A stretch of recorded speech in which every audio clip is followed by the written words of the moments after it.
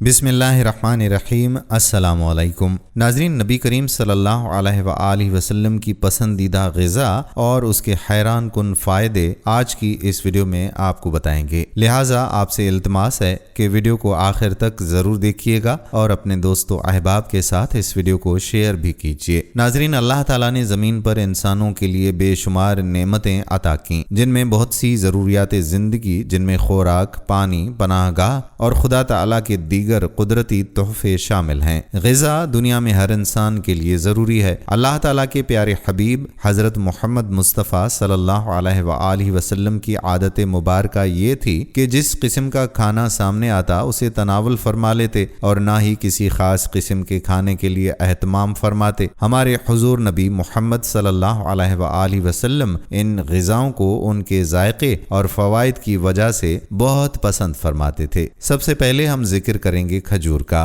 खजूर अहले अरब अमूमन खुराक के तौर पर इस्तेमाल करते हैं। हुजूर नबी करीम सल्लल्लाहु अलैहि वसल्लम ने खजूर की बड़ी तारीफ फरमाई, खुसूसन अजवा खजूर की। हुजूर नबी करीम सल्लल्लाहु अलैहि वसल्लम को खजूर बहुत ज़्यादा पसंद थी और इसका बहुत इस्तेमाल फरमाते थे। रसूलुल्लाह सल्लल्लाहु अलैहि वसल्लम का इरशाद है कि जो शख्स रोज़ाना सुबह के वक्त 7 अजवा खजूरें खा लिया करे, उसे उस दिन जहर और जादू से कोई नुकसान नहीं पहुंच सकता। एक और जगह इरशाद है कि अजवा जन्नत का फल है, इसमें जहर से शिफा देने की तासीर है। नाज़रीन, खजूर एक मक़वी ग़िज़ा है, सब फलों में से ज़्यादा तवानाई बख्श है, जिसमें इंसानी को जिस कदर हयातीन की ज़रूरत होती है उसी कदर खजूर में है। खजूर जिस्म को फरबा करती है, सालेह खून पैदा करती है, सीना और फेफड़ों को क़ुव्वत बख्शने के लिए इससे बेहतर कोई चीज़ नहीं है। रोगन जैतून। नाज़रीन, हज़रत मोहम्मद मुस्तफ़ा सल्लल्लाहु अलैहि वसल्लम ने रोगन जैतून को पसंद फरमाया है। नबी करीम सल्लल्लाहु अलैहि वसल्लम रोटी को रोगन जैतून से चौपड़ कर तनावल फरमाया करते। कुरान में जैतून का जिक्र आया है। रसूलुल्लाह सल्लल्लाहु अलैहि वसल्लम ने इरशाद फरमाया कि जैतून का तेल खाओ और मालिश में इस्तेमाल करो, इसलिए कि वो मुबारक दरख्त से पैदा हुआ है। नाज़रीन, जैतून का तेल दुनिया का वाहिद तेल है जो चर्बी में तब्दील नहीं होता।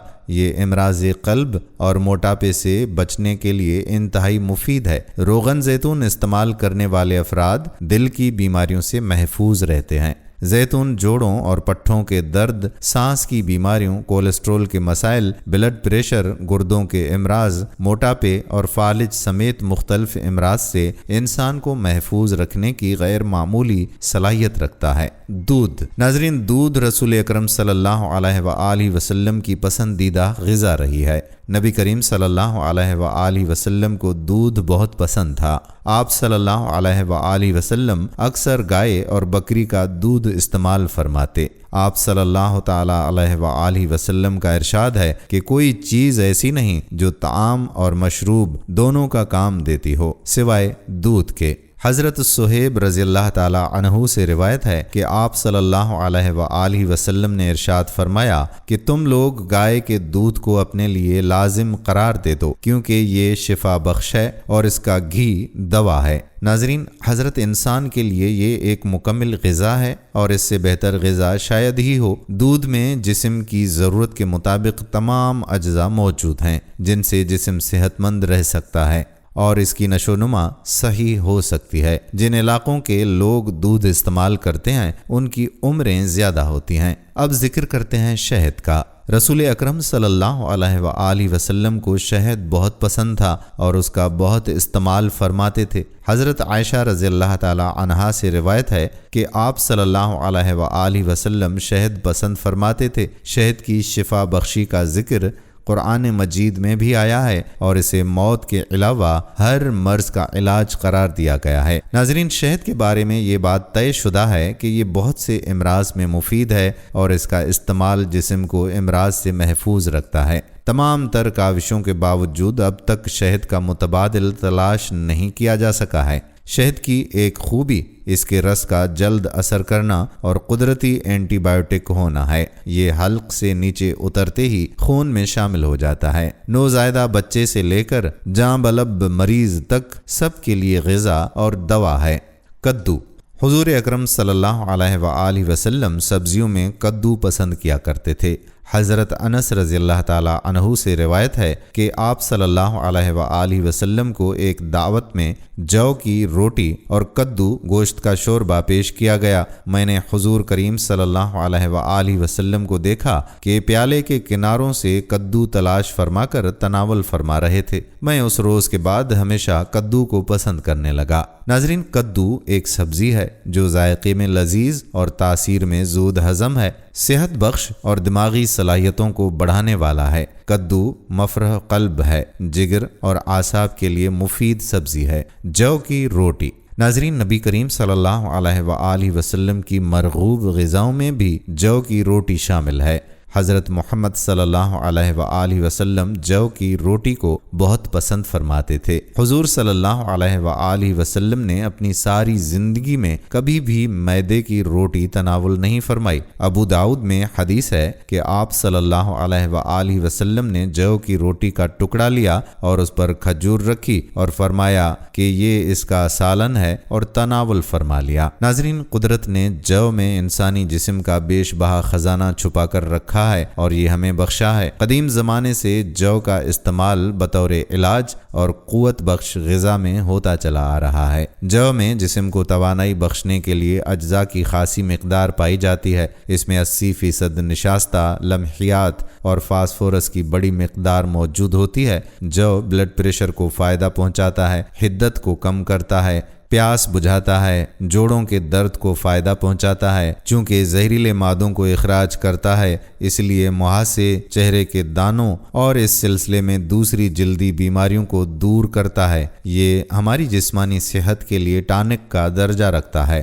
انہیں اپنی روزمرہ کی غذا میں شامل رکھیں اور صحت مند رہیں۔ اب ذکر کرتے ہیں سرکہ کا۔ ناظرین، ہمارے پیارے نبی صلی اللہ علیہ وآلہ وسلم کو سرکہ بہت پسند تھا۔ آپ صلی اللہ علیہ وآلہ وسلم نے نہ صرف سرکہ کو تناول فرمایا بلکہ اس کی تعریف بھی فرمائی۔ حدیث میں ہے کہ حضور اکرم صلی اللہ علیہ وآلہ وسلم نے ارشاد فرمایا کہ سرکہ بھی کیسا بہترین سالن ہے۔ حضرت ام ہانی رضی اللہ تعالی عنہا فرماتی ہیں کہ حضور نبی کریم صلی اللہ علیہ وآلہ وسلم میرے گھر تشریف لائے اور فرمایا، کیا تیرے پاس کھانے کے لیے کوئی شے ہے؟ میں نے عرض کیا کہ سوکھی ہوئی روٹی اور سرکے کے سوا کچھ بھی نہیں۔ حضور اکرم صلی اللہ علیہ وآلہ وسلم نے فرمایا، وہی لے آؤ، وہ گھر سالن سے خالی نہیں جس گھر میں سرکہ ہو۔ سرکے کے فوائد۔ ناظرین، سرکے کا استعمال ذیابیطس اور خون میں گلوکوز کی مقدار کو درست کرنے کے لیے فائدہ مند ہوتا ہے۔ سرکے کا کھانے میں استعمال اس احساس کو بڑھا دیتا ہے کہ اب بھوک نہیں، یعنی انسان کم کھاتا ہے اور اس طرح سے نظام انہضام بہتر رہتا ہے۔ گوشت۔ ناظرین، گوشت آپ صلی اللہ علیہ وآلہ وسلم کی مرغوب غذا تھی۔ حضرت صلی اللہ علیہ وآلہ وسلم نے فرمایا کہ دنیا اور جنت دونوں جگہ سب کھانوں کا سردار گوشت ہے۔ حضور اکرم صلی اللہ علیہ وآلہ وسلم نے شوربے والا اور بھنا ہوا گوشت شوق سے تناول فرمایا۔ حضرت ابو ہریرہ رضی اللہ تعالی عنہ فرماتے ہیں کہ حضور اکرم صلی اللہ علیہ وآلہ وسلم کی خدمت اقدس میں کہیں سے بکری کا گوشت آیا، اس میں سے دست کا گوشت خدمت اقدس میں پیش کیا گیا۔ آپ صلی اللہ علیہ وآلہ وسلم نے اس کو دانتوں سے کاٹ کر تناول فرمایا۔ ناظرین، گوشت جس میں انسانی کی صحت اور توانائی کے لیے بہت ہی مفید قرار دیا جاتا ہے۔ اس میں جسم کی طاقت اور توانائی کے لیے اہم اجزاء موجود ہیں۔ انجیر۔